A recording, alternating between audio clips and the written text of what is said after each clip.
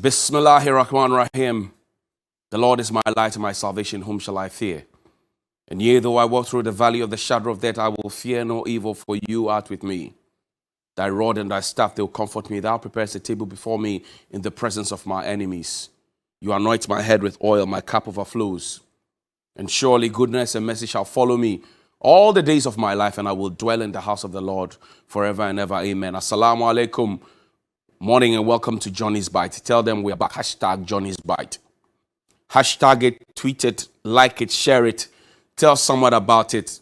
We're changing the psyche of the nation. We are moving from timidity to a nation that speaks up when things are not going the way it's supposed to go.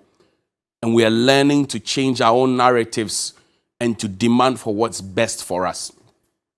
So join the train, join the connection, and make sure that you are part of active society. Hashtag Johnny's Bite. I know you're watching, waiting to go to work, but I want to prick your mind this morning. Hashtag Johnny's Bite. Share it, like it, and share with other people as well. Your friends and family on Facebook, Instagram, Twitter, WhatsApp. Share with them. Because the things we talk about are things that will bring national change. A lot of you are afraid to speak up. You meet me privately and you talk to me. The things that you tell me intrigue me. There are things that you're supposed to be saying publicly, but you can't say them because you are scared.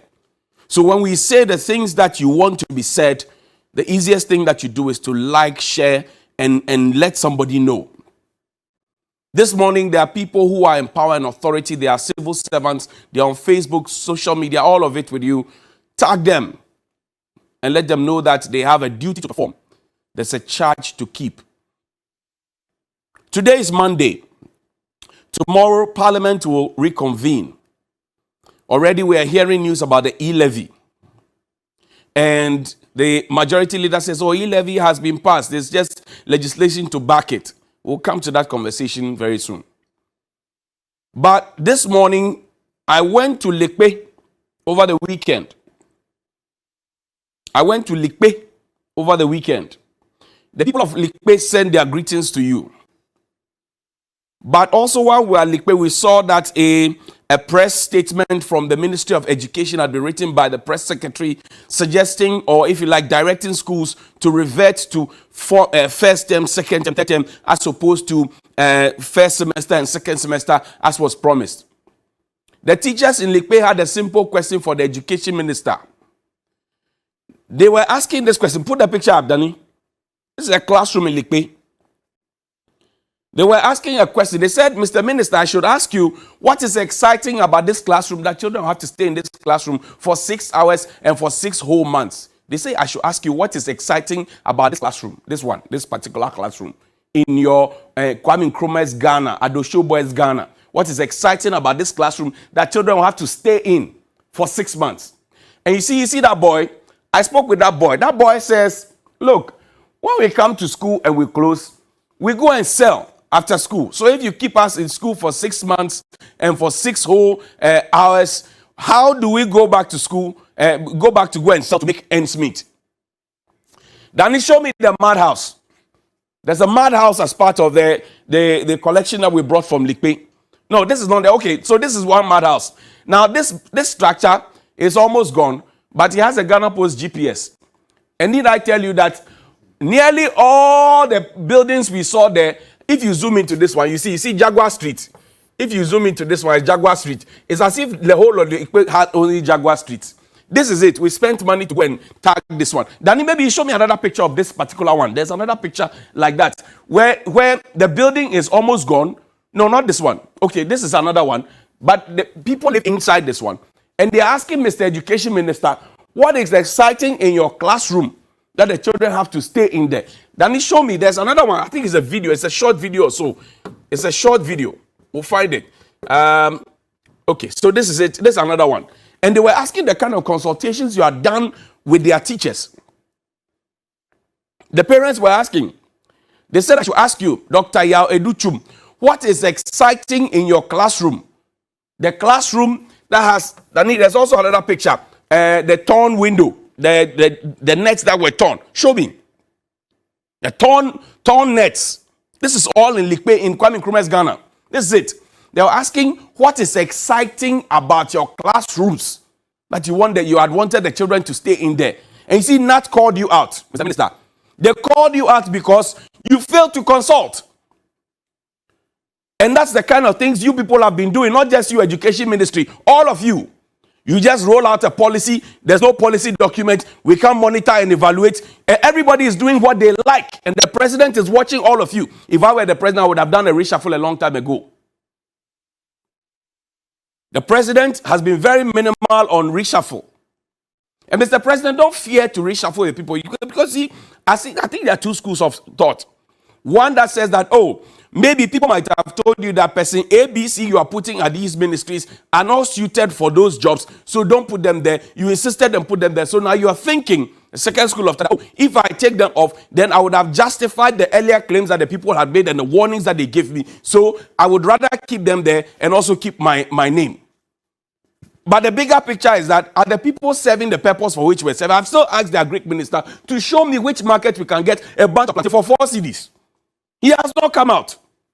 And then when we traveled around town, we saw his picture, Mr. Jogati's picture. They are announcing themselves they want to be presidents of the republic. You want to be president. You can't show me the market where I can get plantain for 4 cedis. But you want to be president. Share the hashtag, Johnny's Bite. Share it. Let them know. We are speaking to facts and figures. Danny, show me 2 more classroom photos. Let's move away from the classroom.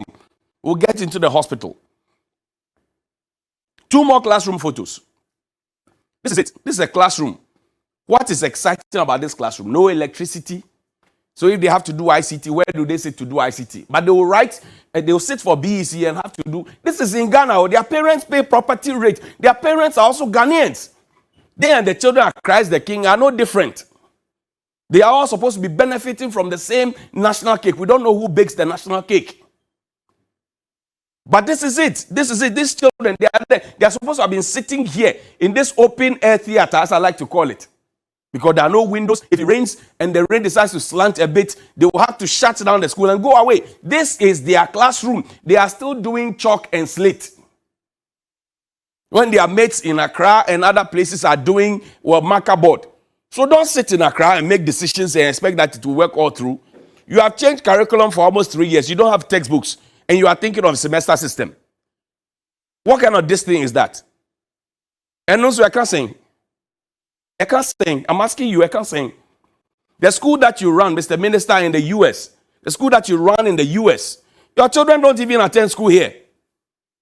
Your children are not part of this block. The children you're asking to go and study in these conditions, I'm not saying you can solve all the problems, but I'm saying let's get our priorities right. If you were firm in your conviction that we had to do a semester system, why did you suddenly have to change when Nat threatened that they will go on a strike? It means that the process had not been thought through. Look at the classroom. Look at that. Look at it. Look at that. Look at that. They are asking me to ask you what is exciting in your classroom that will make sure that the children stay concentrated in the class. Because they say after 2-3 hours, the children lose concentration. They lose concentration. Now, I go university after some few hours, you lose concentration. So why do you want to put the children through that?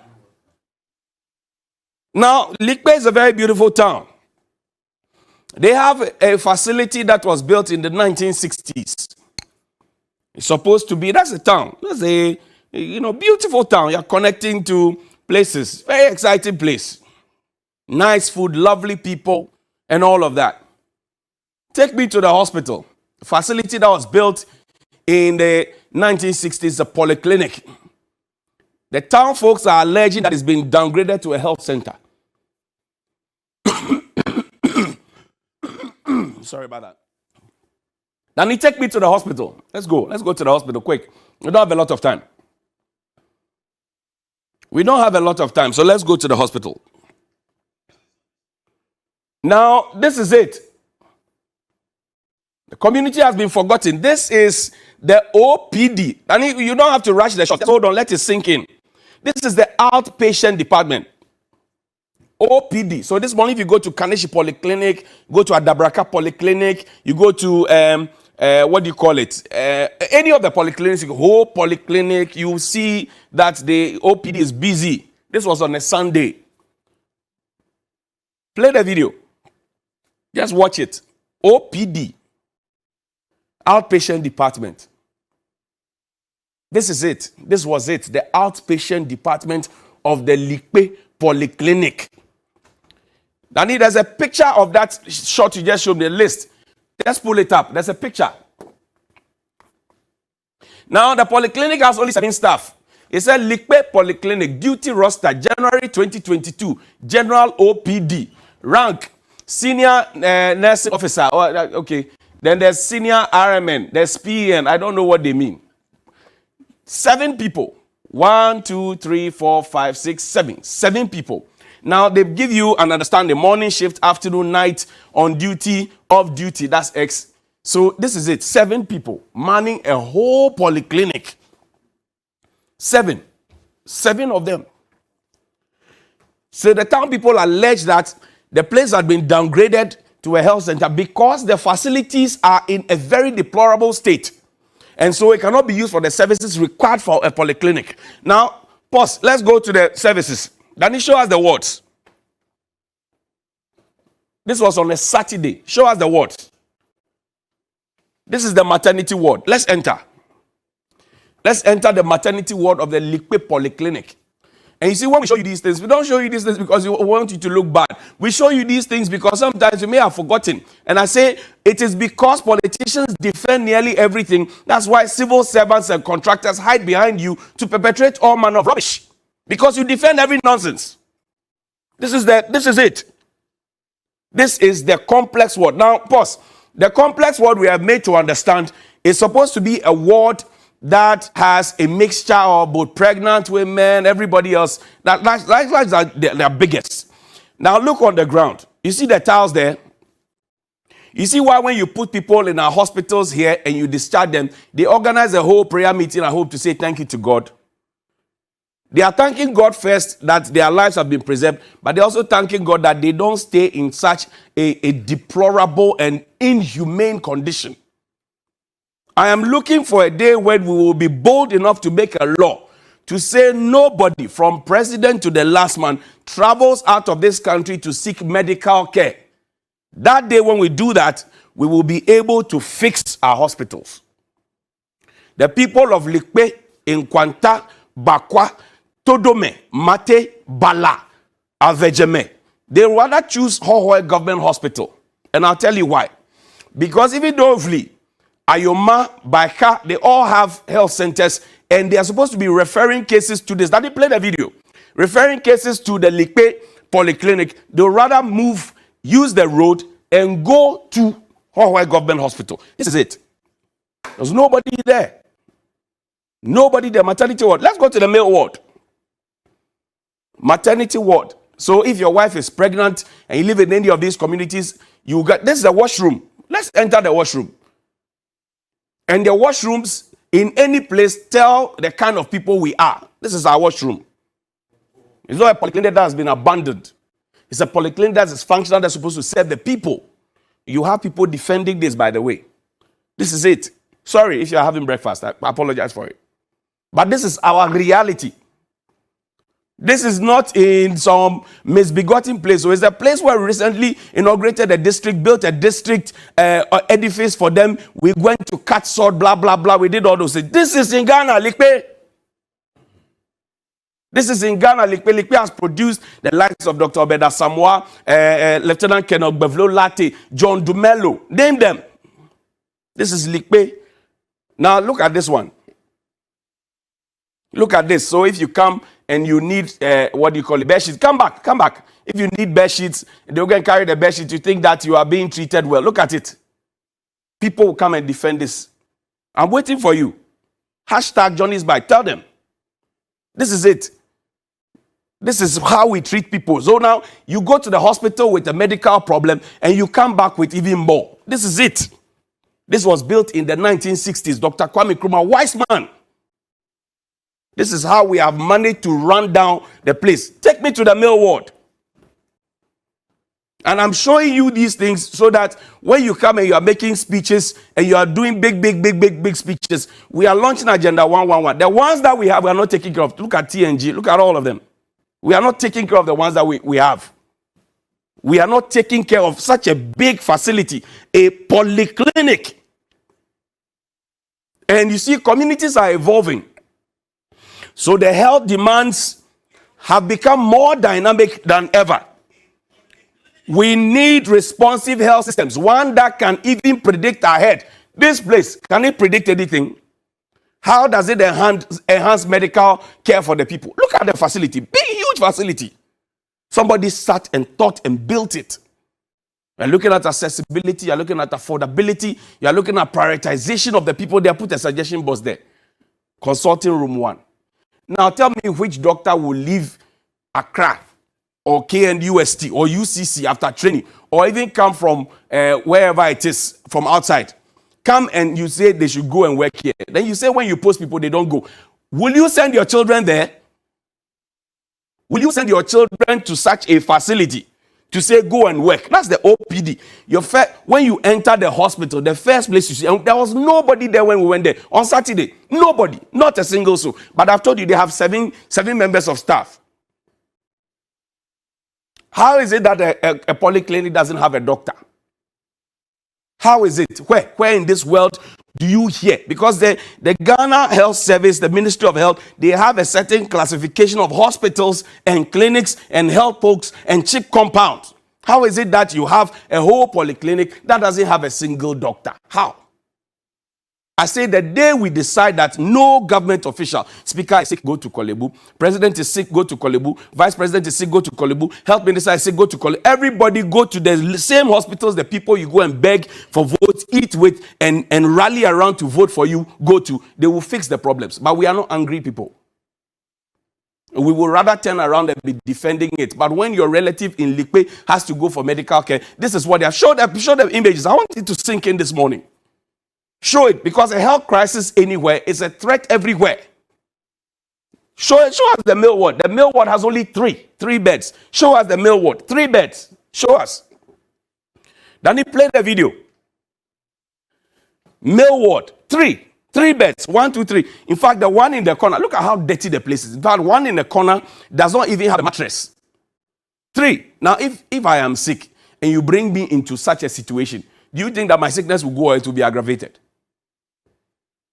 And we are watching. This is it, because it is in some village somewhere, so we don't care. But there's a reason we put a polyclinic there, so that all the other, will come and have cases referred to it. There's a reason. There's a certain thinking. Then he pull up the picture of the classification of what a polyclinic is. Let's quickly look through it and then we'll wrap up. I'm so sad this morning. So sad. We are launching new projects, and the ones that we have, we are not taking care of it. They will come and tell maintenance culture must be improved. No. Who are you lying to? Who are you deceiving? Now, this is it. These are usually sited polyclinics in urban cosmopolitan areas to ease the congestion in teaching and regional hospitals, and serve as large health centers to ensure that primary care services are evenly distributed and provide a range of services that are higher than a health center. Polyclinics must be planned with excess capacity for future expansion and development as district hospitals. These facilities will provide 24-hour service. I've told you, we went there in the afternoon, there was nobody there. Number 1, functional units, waiting area, reception, registration center, registration revenue, where we showed you the OPD with the benches, Yamutu. Records office, you saw the records office, Yamutu. There's consulting room 4 to 6. Consulting room, how many did we see? 2. Now, casualty ward, 10 beds, detained for not more than 24 hours. Where was the casualty ward? 0.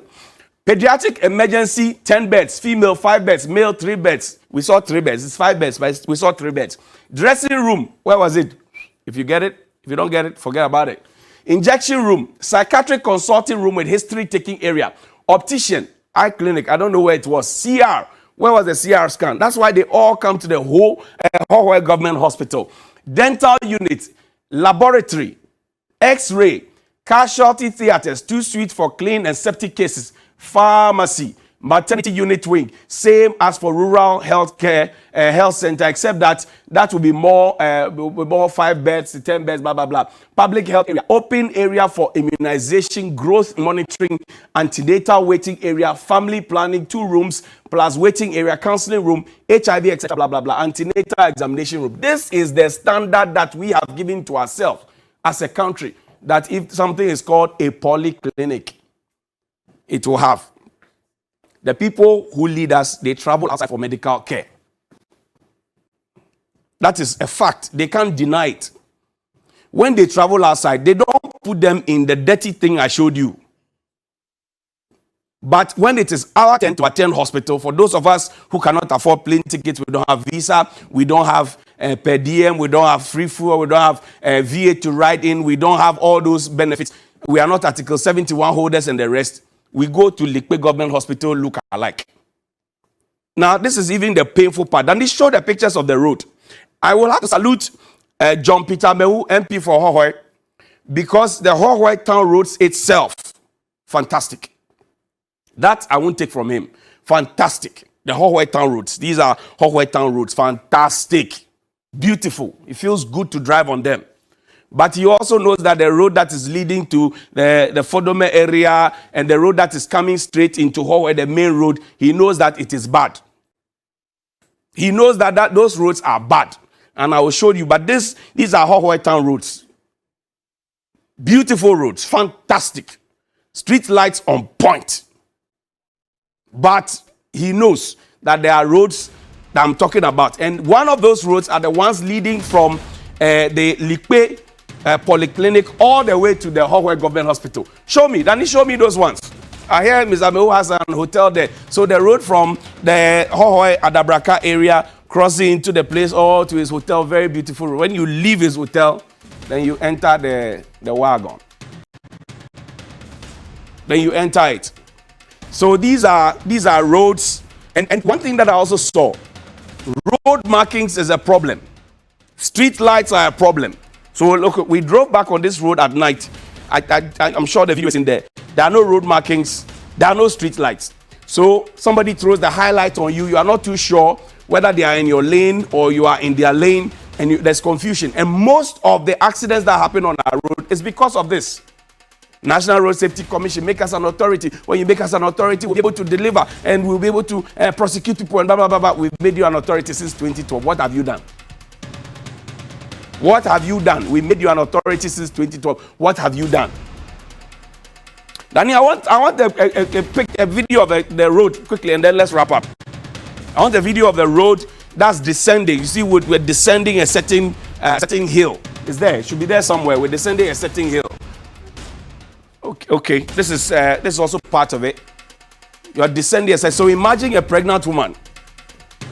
Imagine a pregnant. This is not it. There's one. Open the folder. Let me choose it myself. Let me see if I can find it quickly.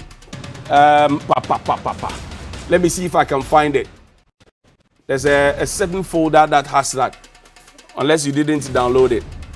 But clearly, I mean, the road from all the place, and I want this to sink in with you. I want this to sink in with you. It's a Likpe Polyclinic. It's there. He announces all of these things, the services. They don't do FOCO because they have only 7 members of staff. And I made this comment. In fact, I made this comment in 2018. I said, ever wondered why when people are admitted and discharged from any of Ghana's clinics or hospitals, they give thanks and praise? I asked this in 2018.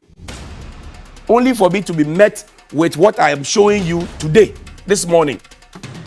Only to be met with what I'm showing you today, this morning. Now, they have 7 members of staff. That's it. Those who are on duty, those who are off duty, those who are on night duty. 7 members of staff. They are serving more than 1,000 people. And there are nurses and doctors at home who have not been given financial clearance to go and work. We have spent money to train them, and we are not employing them. And hospitals like Likpe Polyclinic, they are waiting. We have not employed them, but we have trained them. We have spent money on them. What are we doing to ourselves? Then we are busy cutting sword and cutting ribbons. We are doing flash and show. It will not help us. So, Mr. Health Minister, good morning to you. This good morning I'm saying to you is from the depth of my heart, of the depth of the heart of the people of Likpe and the surrounding communities. Good morning to you, Dr. Patrick Boaje. This good morning I'm saying to you is from the depth of my heart and from the heart of the people of Likpe. They are watching you. They want to see your next action. I've showed you what you are supervising. If it looks good for you, keep it. If it doesn't look good for you, change it. The health minister is an accountant, but Dr. Patrick Boaje, you are a doctor. Good morning to you, Dr. Nsiasari. You are chief advisor to the president on everything health. This is what you are supervising. May it not be said that this is your legacy. Good morning. Alhamdulillah Rabbil Alameen. Have a nice day.